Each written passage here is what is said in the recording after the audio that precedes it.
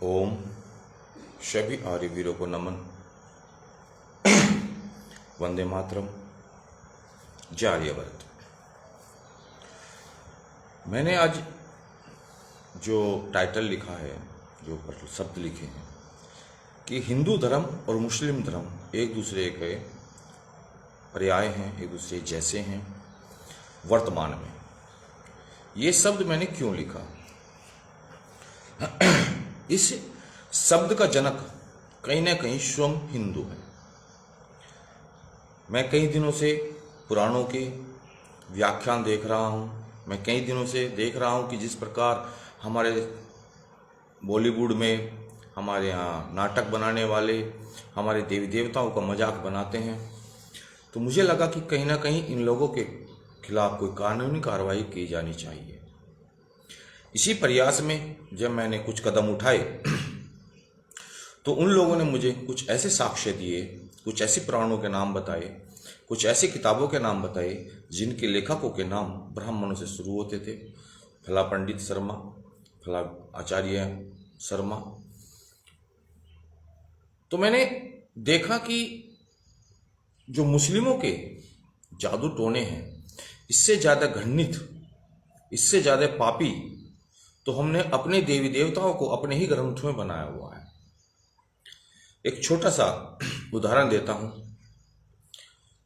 संघ के बड़े प्रचारक जो वर्तमान में कार्य नहीं कर रहे हैं, उन्होंने हनुमान के ऊपर एक पुस्तक लिखी है, धर्म नारायण शर्मा।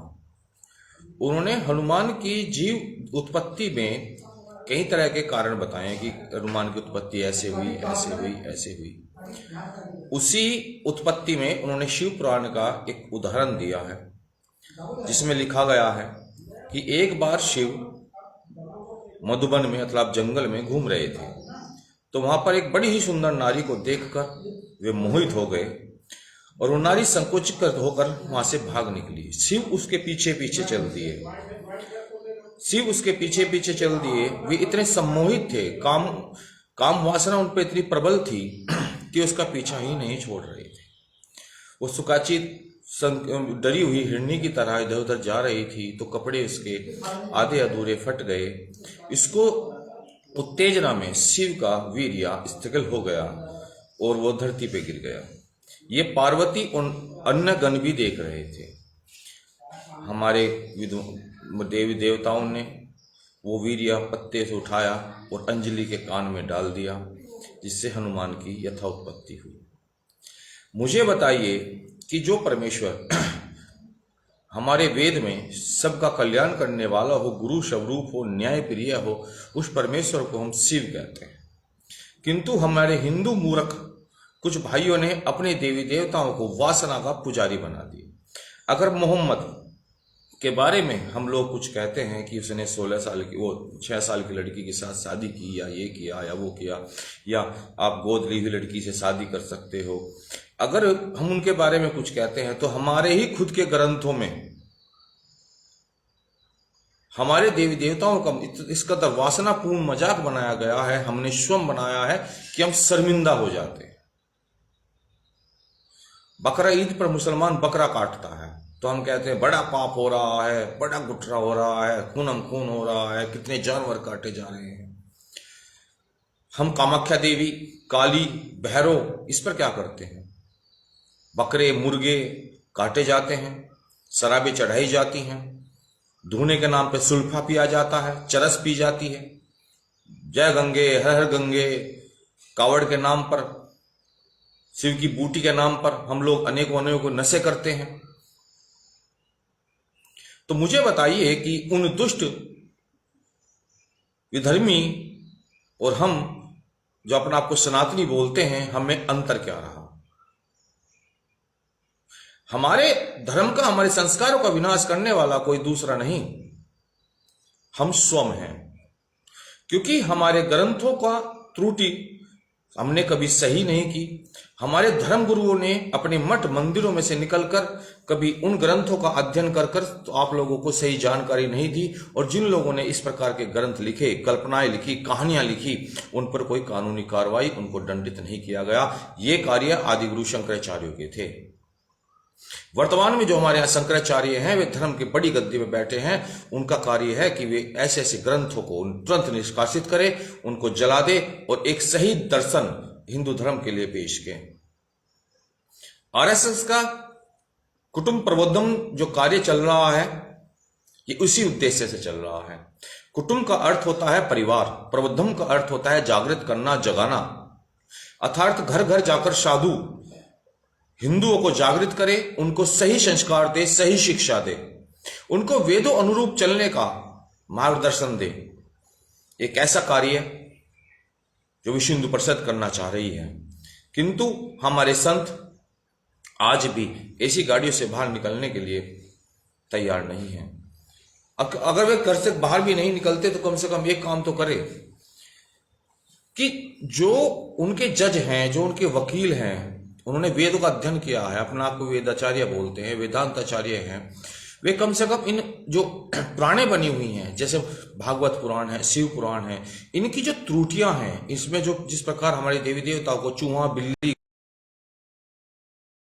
आदि आदि बनाकर रख दिए हैं, गणेश का स्वरूप बना दिया, हनुमान जैसे विद्वान श्रेष्ठ ब्रह्मचारी चारों वेदों के ज्ञाता संस्कृत के बड़े विख्यात पंडित को हमने बंदर बना दिया। और हम कहते हैं, अगर हम बोलने लगते हैं तो कहते हैं तो आर्य समाजी हैं। वैदिक धर्म आर्यों का है, आर्य एक श्रेष्ठ को कहा जाता है। वर्तमान में अगर हम अपने वेद के धर्म को, अपने वेद के ज्ञान को अपने मस्तिष्क, अपने शरीर, अपने चरित्र में धारण नहीं करेंगे तो हम में और मुसलमानों में कोई खास अंतर नहीं है। उनकी 72 फुट की होरें हैं तो हमारे पास इंद्र के पास अप्सराएं हैं।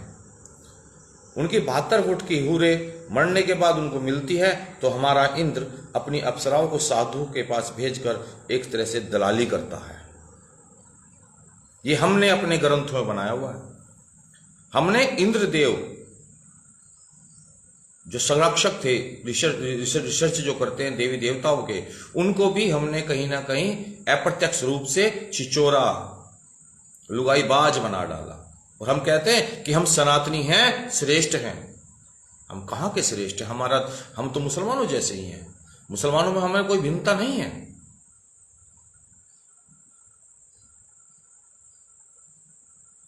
अगर हमको श्रेष्ठ बनना होगा, श्रेष्ठ बनना है तो सबसे पहले अपनी गलतियां सुधारनी होंगी। मुसलमानों के पास तो एक ग्रंथ है कुरान, उनके पास कोई साक्ष्य नहीं है, कोई प्रमाण नहीं है, लेकिन हमारे पास वेद है, प्रमाणित है। हमारा कोई भी अवतार किसी भुखमरी में या गरीबी में पैदा नहीं हुआ। वो संपन्न परिवार में पैदा हुआ, सुख सुविधाओं में पैदा हुआ, उत्तम उत्तम भोग खाकर उत्तम उत्तम ज्ञान उत्पन्न किया, योगी था। परमेश्वर ने उसको परम पूर्व जन्म के इतने फल दिए हुए थे कि वो बचपन से श्रेष्ठ था। उसको अश्रेष्ठ बनाने वाले हम मूर्ख लोग हैं। मेरा सभी हिंदू भाइयों से निवेदन है कि कृपया करके ऐसी मिथ्या पुराणों को बढ़ावा ना दें। ये जहां जहां आपको मिले उसका खंडन करें। ये कथावाचक जिस प्रकार हमारे देवी देवताओं को नचनिया, घिनौना और शर्मिंदाजनक रूप से पेश करते हैं, उस पर आप टिप्पणी करें, उसका विरोध करें। क्योंकि प्रकृति के विरुद्ध ना परमेश्वर कभी गए थे और प्रकृति के विरुद्ध परमेश्वर ना कभी जाएंगे। प्रकृति का चक्र ही मनुष्य की उत्पत्ति और विनाश दोनों का कारण है। कान में वीर्य डालने से बच्चा उत्पन्न नहीं होता, घड़ों में बच्चे उत्पन्न नहीं होते। जो वेद हैं वो सत्य हैं। वेदों के ज्ञान के अनुरूप जो भी बातें लिखी होती हैं, जिस ग्रंथ में लिखी होती हैं, वही सत्य है। तो मेरा सभी से निवेदन है कि आर्ष ग्रंथों पर विश्वास करें, अपनी बुद्धि पे विश्वास करें, प्रकृति के चक्र पे विश्वास करें और कहीं ना कहीं आंशिक रूप से दुष्ट और अज्ञानी बनने का ये जो चलन है उसको खत्म करें। इसी के साथ मैं आप लोगों से आज्ञा चाहूंगा और सोचूंगा कि शायद आप मेरी बात को समझे हों। शायद एक दिन आप लोग वेद के ग्रंथ को, वेद की अवैधिक परंपरा को समझेंगे और ये जो मिथ्या ज्ञान है, ये हमारे देवी देवताओं को जो मजाक हम स्वयं उड़ा रहे हैं, हम जो अपने देवी देवताओं को छिचोरा वासनापूर्ण बताकर भक्ति संगीत में डूबे हुए हैं, ये हमारे विनाश का कारण है। ये एक दिन आप समझेंगे। ये काल्पनिक कहानियां बंद करें, सत्य पे उतरें, सत्य को ग्रहण करें, असत्य का परित्याग करें। यही मनुष्य का धर्म है। सत्य को ग्रहण करना और सत्य का परित्याग कर कर अपने जीवन को उत्तम बनाना ही मनुष्य का धर्म है। इसी के साथ वंदे मातरम, जय हिंद।